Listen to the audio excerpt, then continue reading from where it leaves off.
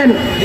আপনি মন্ত্রণালয়ে বসে থাকলে হবে না, আপনাকে রাস্তায় শিক্ষকদের কাছে নেমে আসতে হবে।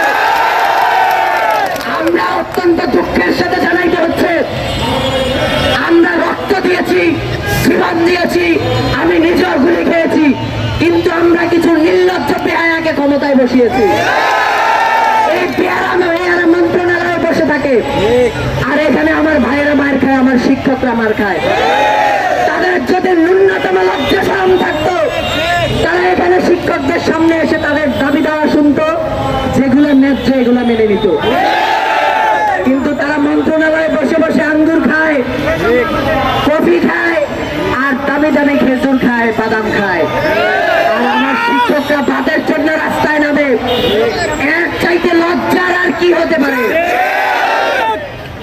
ফলে আমি শিক্ষকদের প্রতি বিনীত অনুরোধ করব, আপনারা আমাদেরকে শিক্ষা দিয়েছেন, আপনাদেরকে কোনো নসিহত করার জায়গা আমার নাই। আপনারা আমার শিক্ষক, আমার মাথার রাখার সমতুল্য।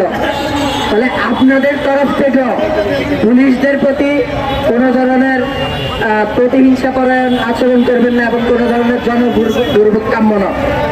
যদি এই দাবি মেনে নেওয়া না হয়, যে ন্যায্য দাবিগুলো আছে, তাহলে প্রয়োজনে উপদেষ্টাকে পদত্যাগ করতে হবে।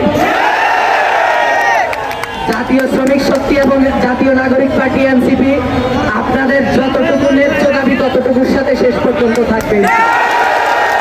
এই বলে আমি এখানেই শেষ করছি। আসসালামু আলাইকুম।